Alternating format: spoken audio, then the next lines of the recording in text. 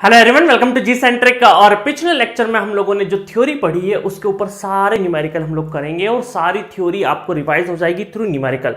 तो थोड़े small type के न्यूमेरिकल भी करेंगे ताकि थोड़ी सी थ्योरी रिवाइज हो सके, ताकि एक आध नंबर में क्वेश्चन आ जाए तो वो हमसे नहीं छूटे, और बाकी फिर हम लोग थोड़े बेहतर लेवल के क्वेश्चंस भी करेंगे। ठीक है, चलिए वन बाय वन शुरुआत करते हैं। और कंडीशन क्या है, सभी क्वेश्चंस को आपको खुद को सॉल्व करना है, वीडियो को पॉज करना, क्वेश्चन को टिक करना। तो बहुत जल्दी ये जो मैं आधे घंटे का वीडियो बनाता हूं ना, तो कम से कम 15 से 20 मिनट में इसको खत्म कर दो। ठीक है, चलिए स्टार्ट करते हैं। क्वेश्चन नंबर 21 फटाफट दीजिएगा आंसर। ये ईएससी में पूछा हुआ क्वेश्चन है। For some given transmission line the expression for voltage regulation is given by VS minus VR divided by VR equal to 100% hence ये वोल्टेज रेगुलेशन का कौन सा फॉर्मूला आपको बताया था मैंने। वोल्टेज रेगुलेशन का स्टैंडर्ड अगर फॉर्मूला देखें तो Vs डिवाइडेड मतलब not Vs divided by A आएगा, है ना, minus VR divided by VR, ये फॉर्मूला होता है। याद है मैंने बताया था ये फॉर्मूला। और ए क्या होता है, शॉर्ट ट्रांसमिशन लाइन में 1 होता है। सिर्फ शॉर्ट ट्रांसमिशन लाइन में ए की वैल्यू कितनी होती है, 1 होती है। बाकी जगह तो कुछ ना कुछ अननोन्स में रहता है। तो मैंने थ्योरी में बताया था ये वाला फॉर्मूला सिर्फ और सिर्फ किसके लिए होता है, शॉर्ट ट्रांसमिशन लाइन के लिए। तो पहला ऑप्शन है this must be a short transmission line, बिल्कुल करेक्ट है। दिस में आइदर मीडियम और नहीं 1 से छोटा होगा, बाकी सब जगह पे जो ए का वैल्यू होगा 1 से छोटा रहेगा। ठीक है, this expression is true for any line, नहीं। दिस में आइदर मीडियम लाइन, बड़े सिंपली तरीके से हमारा ए ऑप्शन आ चुका है। ठीक है, तो ये वाला फॉर्मूला सिर्फ और सिर्फ किसके लिए लगाएंगे, शॉर्ट ट्रांसमिशन लाइन के लिए। और ये इसलिए करवाया न्यूमेरिकल क्योंकि बहुत सारी जगह पे वोल्टेज रेगुलेशन पूछते हैं और बहुत सारे स्टूडेंट इमोशनल होके डायरेक्टली ये वाला फॉर्मूला लगा देते हैं। बट पहले चेक करिएगा ये फॉर्मूला सिर्फ और सिर्फ किसके लिए है, शॉर्ट ट्रांसमिशन लाइन के लिए। ठीक है, चलिए आगे बढ़ते हैं। नेक्स्ट क्वेश्चन देखते हैं। Question number 22 a 100 kilometre long transmission line is loaded at 110 kilovolt if the loss of the line is 15 megawatt and the load is 150 MVA, the resistance of the line is. और आपको 4 option given है। इस तरह का question मैंने full course में भी कराया है, बट उसमें थोड़ा सा अंतर था। वहां पर हम लोगों ने पर किलोमीटर के लिए पूछा था, ठीक है, पर मीटर या पर किलोमीटर के लिए। यहां पर नॉर्मली आपको 4 ऑप्शन दे रखे हैं, पर फेस के लिए निकालना है। ठीक है, चलो स्टार्ट करते हैं। तो यहां पर आपको क्या गिवन है, लॉस गिवन है। ठीक है, लॉस गिवन है, पावर लॉस कितना हो गया है, 15 मेगावाट, 15 मेगावाट।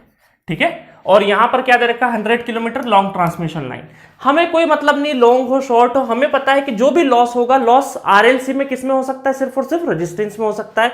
तो क्या हम ऐसा बोल सकते हैं कि लॉस को, अगर ये पूरा ओवरऑल 15 मेगावाट है, इसका मतलब ये 3 फेज का दे रखा होगा आपको, है ना। अब आप बोलोगे सर 3 फेज तो कहीं लिखा नहीं है, बट देखिए यहाँ पे पर फेज लिखा हुआ है और लॉन्ग ट्रांसमिशन लाइन है। तो अल्टीमेटली जब मेगावाट या MVA में कुछ गिवन है और नहीं लिखा है ना, हम लोग क्या मानेंगे, बाय डिफॉल्ट 3 फेज मानेंगे। बट गेट एग्जामिनेशन में आपको प्रॉपरली गिवन रहेगा। ठीक है, चिंता मत करिए, आधा अधूरा क्वेश्चन बोल सकते हैं, क्योंकि कई बार ऐसा होगा सिंगल फेज गिवन है और मेगावाट गिवन है, ऐसा भी होता है। न्यूमेरिकल में दे देते हैं कि सिंगल फेज और चीजें मेगावाट या KVA में दे रखा है। ठीक है, तो चिंता मत करिएगा। यहां पर देखिए लॉस क्या होगा, 3 फेज है, तो 3 फेज का मतलब है कि हम ये बोल सकते हैं 3 इंटू आई पर फेज का स्क्वायर इंटू R पर फेज, क्योंकि ओमिक वैल्यू हमेशा पर फेज में होती है, 5 मेगावाट। ठीक है, तो यहां पर अगर हमें पर फेज रेजिस्टेंस निकालना है तो 15 into 10 to the power 6 divided by 3 into IPH का होल स्क्वायर, मतलब हमें करंट निकालना है। और आपको क्या दे रखा है, यहाँ पे MVA रेटिंग गिवन है, वोल्ट गिवन है, तो हम लोग क्या बोल सकते हैं, लाइन और फेस। और कुछ भी नहीं गिवन है तो क्या मानेंगे, स्टार कनेक्शन। स्टार कनेक्शन मतलब लाइन और फेस बराबर करंट है। MVA कितना है, 150 MVA 10 to the power 6 divided by √3 into 110 into 10 to the power 3। ठीक है, और यहां पर इस करंट निकाल लेंगे, जल्दी से कैलकुलेट कर ही लेते हैं फटाफट। कितना दे रखा है, 150 डिवाइडेड बाय √3 इंटू 110। ठीक है, तो ये आ जाएगा, यहाँ पे जो करंट आ जाएगा 0 पॉइंट, ये एक काम करते हैं मैं उसमें हटा देता हूँ, ये ऊपर जाएगा तो 10 to the power 3 और 787.29। ठीक है, एम्पेयर। यहाँ पे इसका स्क्वायर करिएगा तो यहाँ से आ जाएगा 15 डिवाइडेड बाय 3 इंटू 787.29 का होल स्क्वायर। कैलकुलेशन करते टाइम पे ध्यान रखिएगा, 10 to the power 6 में आएगा, 6 और -6 और +6 कैंसिल आउट हो जाएगा, तो अल्टीमेटली आंसर आ जाएगा 8.066 पर फेस। ठीक है, ध्यान रखिएगा इस चीज का। अब सपोज करो ये क्वेश्चन तो अभी हमारा सॉल्व हो गया है, यहाँ पे आपका ए इज द करेक्ट आंसर हो चुका है। अब मान लो ये जो रेजिस्टेंस है पर फेज का, ये किसके लिए है? पूरे 100 किलोमीटर की लाइन के लिए है, पूरे 100 किलोमीटर की लाइन के लिए है, क्योंकि 100 किलोमीटर की लाइन के ही सारे पैरामीटर गिवन है। अगर आपसे कोई पूछता कि बताइए रेजिस्टेंस पर फेज पर मीटर या पर किलोमीटर में पूछा जाता, 1 किलोमीटर के लिए पूछा जाता, तो क्या करते? ये ओवरऑल रेजिस्टेंस किसके लिए? For 100 kilometre. ये किसके लिए? 100 किलोमीटर के लिए। तो 100 किलोमीटर में इतना, तो 1 किलोमीटर में कितना, है ना? यूनिटरी मेथड से आप कैलकुलेट कर लेते। ऐसा हमने क्वेश्चन हमारे फुल कोर्स में भी किया है, ठीक है। तो कोई भी लॉस वगैरह वाला दे रखे, जो लॉस मेगावाट में अगर गिवन है, तो वो सिर्फ और सिर्फ रेजिस्टेंस में हो सकता है, क्योंकि जितनी भी ट्रांसमिशन लाइन की मॉडलिंग है, रेजिस्टेंस, इंडक्टेंस, कैपेसिटेंस, तो उसमें लॉसी पार्ट कौन सा है? रेजिस्टेंस वाला है, ठीक है। चलिए नेक्स्ट क्वेश्चन की तरफ बढ़ते हैं। Question number 23, when is the फेरेंटी effect on a long overhead lines experienced? The line is lightly load, the line is heavily, fully और पावर फैक्टर इज नेगेटिव। तो बिना डाउट के हम क्या लगा सकते हैं? Lightly load condition. याद है एंड कंडेंसर मेथड में मैंने बताया था कि लाइटली लोड कंडीशन में क्या होगा, आपका जो कैपेसिटेंस है रिसीविंग एंड साइड में, वहां पे क्या हो जाएगा? एक्सेस वोल्टेज हो जाएगा, और समटाइम्स रिसीविंग एंड साइड का वोल्टेज ज्यादा हो जाता है सेंडिंग एंड वोल्टेज से, और इसी को हम क्या बोलते हैं? फेरेंटी इफेक्ट बोलते हैं, ठीक है। तो लाइटली लोड कंडीशन में होता है। चलो नेक्स्ट क्वेश्चन देखते हैं। Question number 24, a 10 kilometer long lossless transmission line has a reactance of 0.3 ohm per kilometer and the negligible shunt capacitance, ठीक है। द वैल्यू ऑफ ABCD, इसका मतलब है देखो लॉन्ग लॉसलेस ट्रांसमिशन लाइन बोल दिया है, और रिएक्टेंस गिवन है, और नेग्लिजिबल शंट कैपेसिटेंस गिवन है। इसका मतलब यह है क्या है कि शंट कैपेसिटेंस को नेग्लिजिबल मान लो, तो ये कहने को लॉन्ग लॉसलेस जरूर लिखा है, बट ये असल में शॉर्ट ट्रांसमिशन लाइन है, क्योंकि शंट कैपेसिटेंस तो है ही नहीं, सिर्फ और सिर्फ ये वाला पैरामीटर ही है, जेड ही है, शंट कैपेसिटेंस है ही नहीं। तो पहली लाइन में क्या लिख दिया? Long lossless transmission line, confuse करने के लिए, और ऑन दी अदर हैंड क्या बोल दिया? Negligible shunt capacitance. तो असल में शॉर्ट ट्रांसमिशन लाइन जैसा ट्रीट कर सकते हैं हम लोग। और इसके पैरामीटर क्या होते हैं? एबीसीडी पैरामीटर 1 Z 0 1 ये होते, और Z कितना गिवन है? रिएक्टेंस गिवन है आपका 0.3 ओम पर किलोमीटर। अब बहुत सारे लोग मुझसे डिसएग्री करेंगे, सर इंपीडेंस कहां दे रखा है? रिएक्टेंस दे रखा है ये तो मैंने बताया था आपको R प्लस JX, अगर मैं रेजिस्टेंस को 0 कर दूं तो Z बोलूं चाहे रिएक्टेंस बोलूं, बात एक ही है। तो 1Z01 मतलब Z की पोजीशन पे 3J आना चाहिए, नहीं 0 0 0, सिर्फ C is the correct answer for this question, ठीक है। तो जस्ट ये छोटे छोटे क्वेश्चन इसलिए करवाए आपको, ताकि आपको थोड़ा सा क्या हो, एक ब्रशअप हो जाए सारे कॉन्सेप्ट, ठीक है, सारे कॉन्सेप्ट ब्रशअप हो जाए। चलो नेक्स्ट क्वेश्चन करते हैं फटाफट। बहुत अच्छा क्वेश्चन है। ESC, अब देखो आज के दौर में जो ESC एग्जाम में पहले IES बोलते थे, है ना, इंडियन इंजीनियरिंग सर्विसेज, 2000 का क्वेश्चन है, बहुत अच्छा क्वेश्चन है। If a short transmission line is delivering to a lagging load power factor, the sending end power factor would be, मतलब आपको सेंडिंग एंड का पावर फैक्टर पूछा है, ठीक है, मतलब आपको क्या पूछा है असल में? cos phi s पूछा है, ठीक है। चलो ये एक स्टैंडर्ड प्रैक्टिस है, यहाँ पे जितनी चीजें गिवन है, ये जो स्टैंडर्ड एक फॉर्मूला आता है, इसको रटने की जरूरत नहीं है। आप थोड़ी देर के लिए शॉर्ट ट्रांसमिशन लाइन का डेरिवेशन करिए। देखो नॉट डेरिवेशन नहीं करना है हमें, फेजर ड्रॉ करना है। क्या ड्रॉ करना है? फेजर ड्रॉ करना है। तो सपोज करो मैं स्टार्ट कहां से करूंगा? फेजर को VR से स्टार्ट करूंगा, है ना। किससे स्टार्ट करूंगा मैं? VR वोल्टेज से स्टार्ट कर दूंगा। रिसीविंग एंड साइड का वोल्टेज 0 डिग्री पे रहता है। चलो मान लेते हैं लेगिंग लोड है, तो यहां पे रिसीविंग एंड साइड का जो करंट है वो क्या हो जाएगा? लैग करेगा, कितने से? phi r एंगल से लैग करेगा, है ना। चलो मैं यहाँ पे और भी बना देता हूँ आपके लिए ये वाली चीजें, ताकि आप कंफ्यूज नहीं हो। यहाँ पे बना देते हैं, इसको साइड में पटकते हैं अभी, ठीक है। देखना ये हमारा शॉर्ट ट्रांसमिशन लाइन है, ठीक है, ये VS है, ये दैट इज IS, और इसका एंगल phi s रहेगा, है ना, प्लस माइनस जो भी रहे, है ना। नॉर्मली लेगिंग होता है तो यहाँ पे करंट क्या रहता है? Minus, not current minus, angle minus, है ना, VR, और यहाँ पे मिलता है IR और एंगल माइनस phi r, ठीक है। चलो अब देखो यहाँ पे क्या होगा? मैग्नीट्यूड वाइज जो करंट है वो तो सेम रहेगा, है ना, एक लाइन में एक ही करंट ड्रॉ करेगा, बट हो सकता है एंगल चेंज हो जाए, ठीक है। चलो देखिए यहाँ पे, तो यहाँ पर क्या हो जाएगा? देखो कि मैग्नीट्यूड वाइज हम ये बोल सकते हैं कि IR और IS करंट बराबर है, ठीक है, बोल सकते हैं। चलो अभी ये नहीं भी बोलना है, थोड़ी देर के लिए आप यहां से करोगे कि यहाँ पे रेजिस्टेंस है और रिएक्टेंस है, तो हम ये बोलते हैं कि यहाँ पे ये ड्रॉप जो वोल्टेज ड्रॉप है, वोल्टेज ड्रॉप में आई आर इंटू आर, और यहां से जे है तो वो प्लस 90 डिग्री का रोटेशन, तो जे आई आर इंटू एक्सेस। कुछ लोग आई आर की जगह आई एस भी बोल देंगे तो चलेगा, क्योंकि ये सब मैग्नीट्यूड लिख रहे हैं हम लोग, ठीक है। चलो, और यहां से क्या हो जाएगा, ये हो जाएगा दैट इज वी एस, ठीक है। तब देखो कहां कहां कुछ कुछ एंगल मेंशन कर देते, वी आर और वी एस के बीच का जो एंगल है that is load angle del, ठीक है। और यहां पे जो एंगल है हमारा, देखिएगा ये जो एंगल है ये आई एस और वी एस के बीच का angle that is phi S. क्या है ये, फाई एस एंगल। मजा आया है ना। अब देखो इसको थोड़ा सा हम लोग क्या करते हैं, एक्स्ट्रा प्लॉटेड करते हैं। एक्स्ट्रा प्लॉटेड का मतलब होता है कि इसको थोड़ा सा आगे तक शिफ्ट कर देते हैं, ठीक है, आगे तक शिफ्ट कर देते हैं, और इसको हम लोग क्या कर देते हैं, जोड़ देते हैं, ठीक है। इसको हम लोग क्या कर देते हैं, जोड़ देते हैं, ठीक है। और मैं यहां पे देखो क्या कर रहा हूं, ये वाले ओ ए और B, O A B triangle, O A B देखना है आपको, ओ ए बी ट्रायंगल देखना है, ठीक है।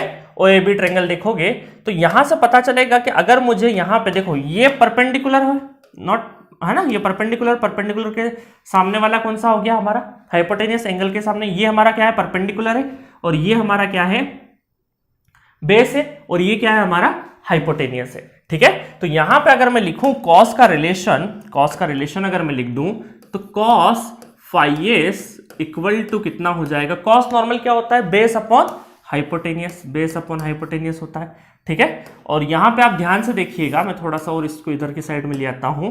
अगर मैं बेस लिखूं, है ना, बेस लिखूं बी, ये बेस है पूरा का पूरा, तो मुझे एक चीज बताओ, ये वी आर का मैं कोफिशिएंट, ये जो फाई आर की टर्म में इसका कॉस कंपोनेंट बनेगा ना, ये कॉस कंपोनेंट बनेगा इतना सा, इसको मैं क्या बोल सकता हूं, कॉस कंपोनेंट बोल सकता हूं, V R cos phi are.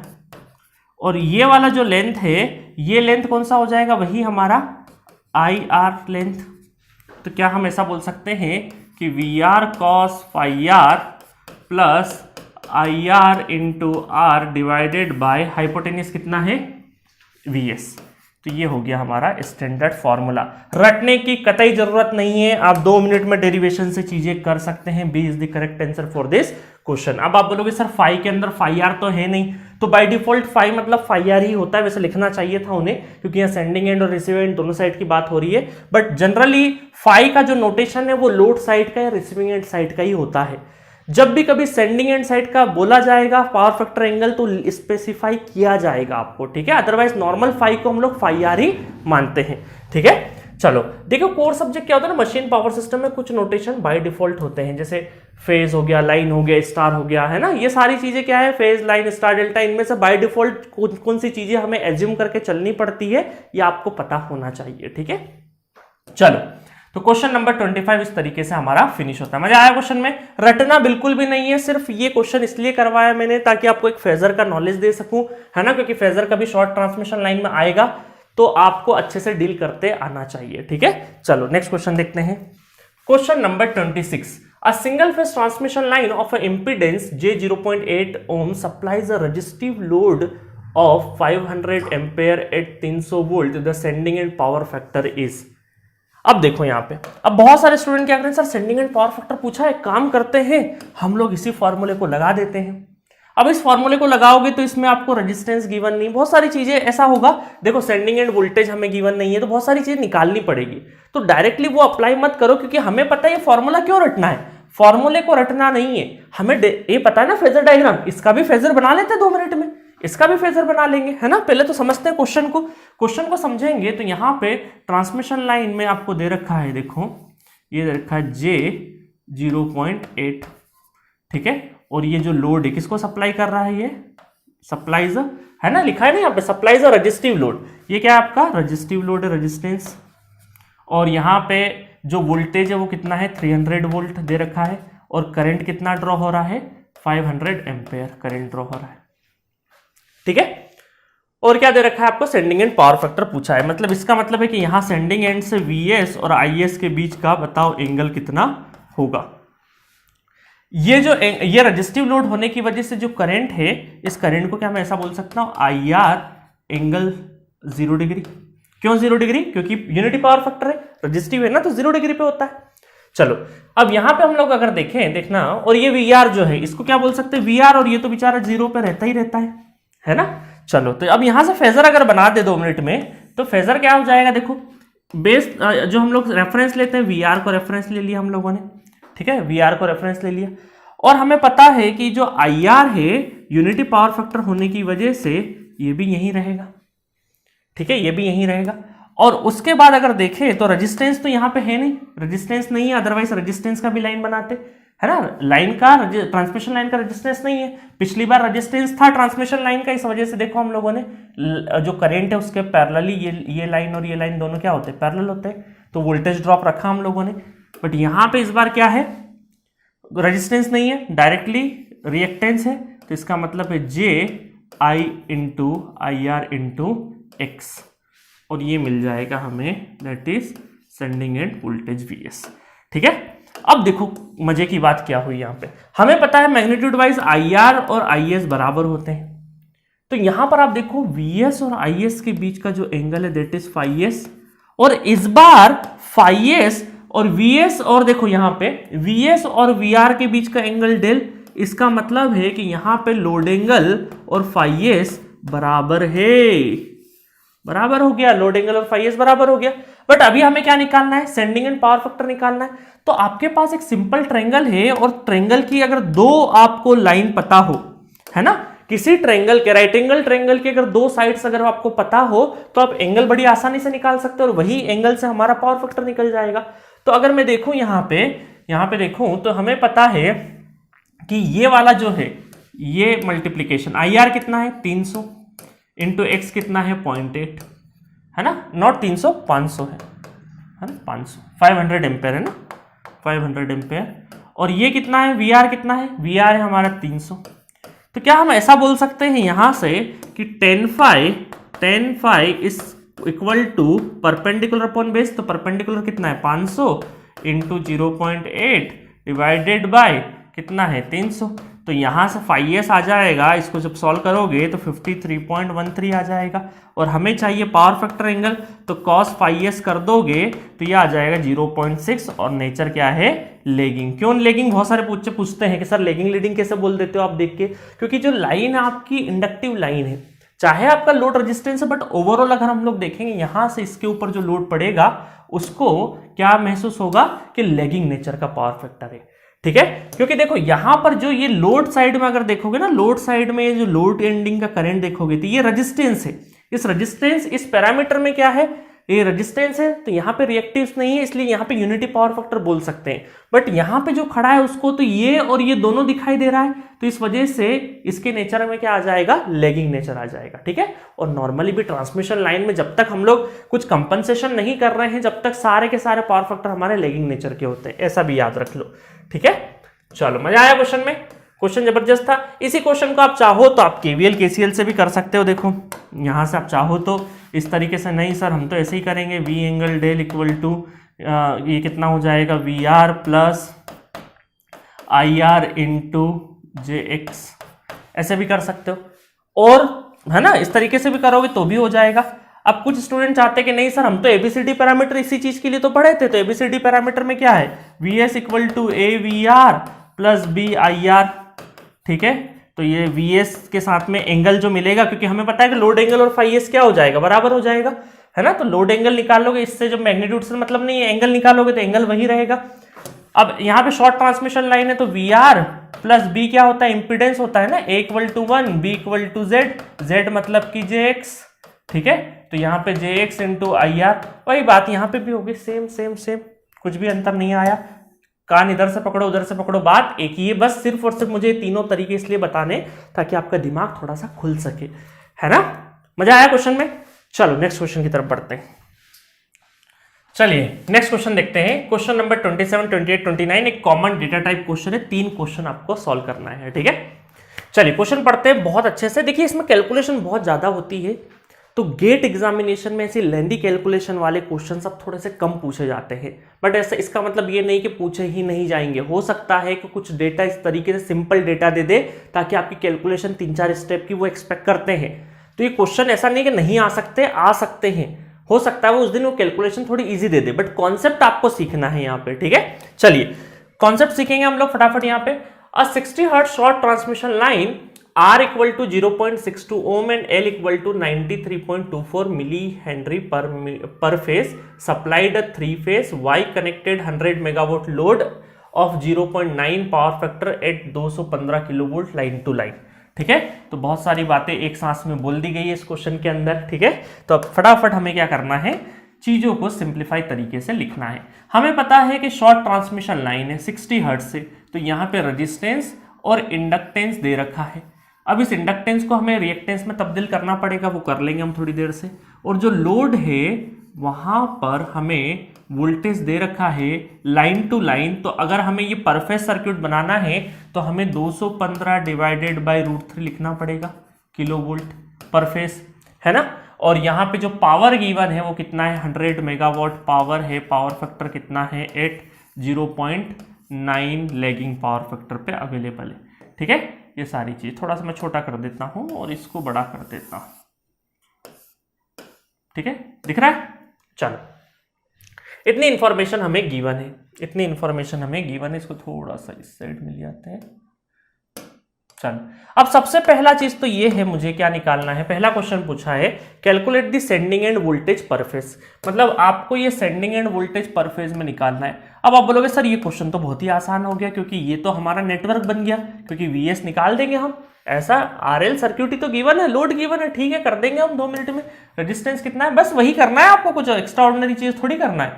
तो यहां पे आपका जो रेजिस्टेंस है वो 0.62 रेजिस्टेंस है, और इसको निकालेंगे हम लोग जे ओमेगा एल, मतलब 2πf इंटू एल, 2πfl से निकाल देंगे। तो इसकी वैल्यू में लिख दूंगा कैलकुलेट करके। ठीक है, तो इसको अभी मैं jx बोल देता हूं, अभी मैं इसको jx बोल देता हूं। ठीक है, चलो, अब यहां से क्या होगा, सेंडिंग एंड पावर वोल्टेज निकालना है आपको पर फेज। तो इसका मतलब है कि हम ये बोलेंगे कि Vs इक्वल टू KVL भी लिख सकते हो, नहीं तो ABCD पैरामीटर भी, कैसे भी चीजें कर सकते हो, कोई इशू नहीं है। ठीक है, यहाँ पे ये IR करंट जा रहा है ना। अब आप बोलो सर IR तो इधर ही होता है, बट शॉर्ट ट्रांसमिशन लाइन में मैग्नीट्यूड वाइज क्या बोले हम लोग, इसको IR बोल दे या IS बोल दे, बात एक ही है ना। शॉर्ट ट्रांसमिशन लाइन में फिर भी चलो मैं ऐसा बोल देता हूँ, बट IR और IS मैग्नीट्यूड वाइज बराबर है ना, एंगल वाइज नहीं। चलो, तो यहां से Vs angle del equal to कितना हो जाएगा, VR angle 0 plus J into not J, इस बार तो पूरा इंपीडेंस है, हमारा पूरा इंपीडेंस है Z, और करंट आ जाएगा हमारा IR, और एंगल समथिंग कुछ रहेगा। तो इसका मतलब है कि देखो यहां पर हमें दो चीजें करनी है। VR तो हमारे पास अवेलेबल है, और ऑलवेज रिसीविंग एंड साइड का वोल्टेज एंगल 0 पे रहता है। ठीक है, दूसरा है इंपीडेंस, तो ये कैलकुलेशन कर लेंगे तो ये हमारा रेजिस्टेंस और रिएक्टेंस दोनों को मिलकर इंपीडेंस आ जाएगा। करंट निकालना भी टास्क है हमारा। अब करंट के लिए क्या दे रखा है, IR करंट के लिए पावर गिवन है, पावर फैक्टर गिवन है, और वोल्टेज गिवन है। तो बड़े आराम से आप ऐसा लिख सकते हो कि P equal to √3VLIL cos φ, ये फॉर्मूला सुने हो। ठीक है, और स्टार कनेक्टेड है तो लाइन और फेज हमारे क्या होते हैं, बराबर होते हैं। और पावर दे रखा है आपका 100 megawatt 10⁶ divided by √3 into voltage कितना है, 215 √3, 200 नहीं, √3 मत करना, क्योंकि डायरेक्टली हमारा लाइन वोल्टेज रख सकते हैं। 10⁻³ लिखना जरूर, भूल मत जाना, है ना। नहीं तो बहुत सारे स्टूडेंट यहाँ पे करंट निकालने में गलतियां करते हैं अपनी अर्ली प्रिपरेशन अर्ली प्रिपरेशन में, है ना। अब तो नहीं करोगे, अब तो बड़े इतनी देर में तो आपने क्वेश्चन भी सॉल्व कर दिया होगा। कॉस कितना है हमारा, 0.9, पावर फैक्टर 0.9 है। इसको कैलकुलेट कर लेना, मैं सारे के सारे आंसर लिख देता हूँ। ठीक है, तो मेरे पास जो अवेलेबल है आंसर वो मैं सारे के सारे लिख देता हूँ, ताकि आपको फटाफट सिर्फ और सिर्फ मैच करना रहे। तो ये मैंने कैलकुलेट किया है, ये आपका आ जाएगा J 0.3 नॉट 0.3535132, ठीक है, 132। और करंट आ जाएगा आपका, करंट निकलेगा 298 -0.37 और एंगल जो रहेगा -25.84। ठीक है, एंगल कैसे लिख दिया हम लोगों ने?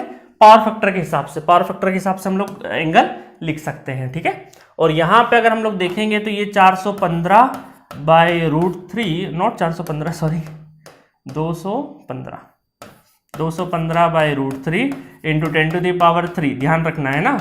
और इम्पीडेंस, अब देखो यहाँ पे ये थोड़ा आपको क्या है, जो कैलकुलेटर है वो आपको फिजिकल कैलसी होगा तो बड़ा अच्छा रहेगा, क्योंकि आप यहाँ पे इम्पीडेंस और एंगल दोनों निकालना है, एंगल के फॉर्म में निकालना है आपको इम्पीडेंस। तो ये रियल पार्ट और इमेजिनरी पार्ट, इसको अगर मैं कर दूंगा तो मेरे पास 35.137 एंगल आ रहा है 88.98।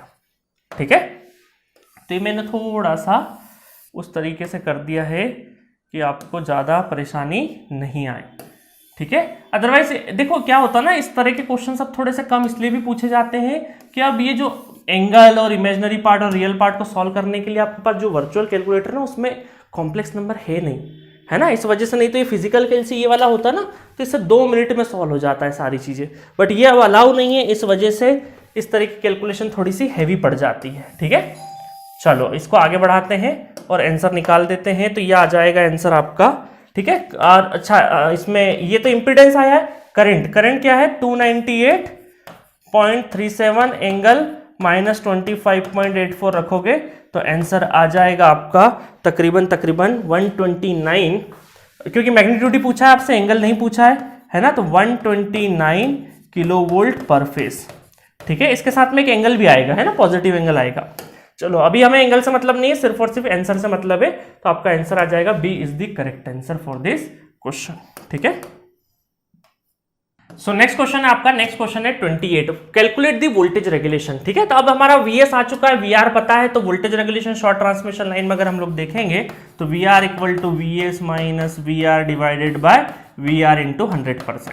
ठीक है, अब गलती कहाँ होती है, लाइन और फेज में गलती हो जाती है बहुत सारे स्टूडेंट की, या तो सारे वोल्टेज लाइन में रखो या सारे वोल्टेज फेज में रखो। तो हमारे पास अभी वीआर का में फेज में निकला हुआ है, तो वीएस कितना हो जाएगा, वीएस हो जाएगा हमारा 129 और वीआर निकालेंगे 215/√3 डिवाइडेड बाय 215/√3, ये फेज में रखना है इंटू 100%। तो एग्जैक्ट वैल्यू तो इसकी तकरीबन 3.92% आएगा, जो कि हमारे ऑप्शन के हिसाब से approximately 4% is the voltage regulation. ठीक है, नेक्स्ट क्वेश्चन देखते हैं। क्वेश्चन है calculate the efficiency of the transmission line. ठीक है, तो इफिशिएंसी भी निकाल देते हैं फटाफट। इफिशिएंसी आ जाएगी, efficiency equal to output upon output plus losses.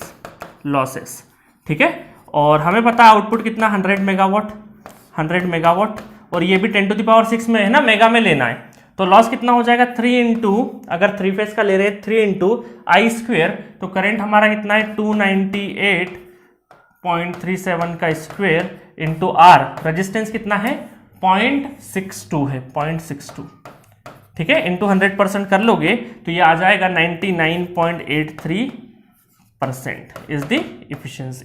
ठीक है, चलो अच्छा, शॉर्ट ट्रांसमिशन लाइन में इफिशिएंसी निकालने का एक तरीका और बता देता हूं मैं जल्दी से। देखो आउटपुट अपॉन इनपुट, ये भी तो क्या होता है, इफिशिएंसी होता है ना। तो आउटपुट को क्या लिख सकते हैं, VR IR cos phi R। ठीक है, और इसको लिखते हैं VS IS cos phi S, input और आउटपुट पावर। तो इसका मतलब क्या है कि यहाँ पे ये करंट तो कैंसिल हो जाएंगे आपस में, तो फॉर्मूला सिंपली आपका ये भी हो सकता है कि VR cos phi R, ठीक है, divided by VS cos phi S, है ना। तो दोनों पावर फैक्टर पता हो तो इस तरीके से भी आप निकाल सकते हैं, बट यहाँ पे रेजिस्टेंस गिवन है तो ये ज्यादा बेहतर तरीका है। तो इस तरीके से क्वेश्चन खत्म हो गया, बट इस क्वेश्चन के साथ में देखो दिक्कत क्या है कि थोड़ी कॉम्प्लेक्स कैलकुलेशन है। कॉन्सेप्ट बहुत आसान है, बट जो कैलकुलेशन है थोड़ी सी एंगल और इनमें चेंज करने के लिए वर्चुअल कैलकुलेटर में एंगल इमेजिनरी पोर्शन को सॉल्व नहीं कर सकते हैं। तो इस तरह के यहाँ इसी वजह से इस तरह के जो क्वेश्चन है वो थोड़े से कम पूछे जाते हैं। ठीक है, बट कॉन्सेप्ट बहुत जबरदस्त है, कन्वेंशनल में बहुत जबरदस्त तरीके से क्वेश्चन होते हैं और मजा आता है। कॉन्सेप्ट की वैरायटी बहुत ज्यादा नहीं है, वही 4 चीजें चलेगी, सेंडिंग एंड का पावर फैक्टर निकालो, कभी सेंडिंग एंड का वोल्टेज निकालो, कभी इधर निकालो, कभी वोल्टेज रेगुलेशन निकालो, कभी एफिशिएंसी निकालो। यही 4-5 चीजें घुमा घुमा के पूछी जाती है। अभी हमने शॉर्ट के लिए किया, वैसे ही कभी मीडियम के लिए करेंगे, कभी इसके लिए करेंगे। तो यही सारी चीजें चलती रहेगी। ठीक है, तो कॉन्सेप्ट दिमाग में क्लियरिटी रखिए, ट्रांसमिशन में बहुत ज्यादा झोलझाल नहीं है, बहुत चीजें स्ट्रेट फॉरवर्ड है। सेंडिंग एंड साइड की चीजें पूछेंगे, रिसीविंग एंड साइड की चीजें पूछेंगे, करना कैसे, इक्वेशन कैसे सॉल्व करना है। ज्यादातर स्टूडेंट का यहाँ पे कैलकुलेशन एरर होता है, उसको थोड़ा सा आपको ध्यान में रखना है। ठीक है गाइस, तो मिलेंगे नेक्स्ट लेक्चर में और भी बहुत सारे न्यूमेरिकल के साथ। Okay, thank you.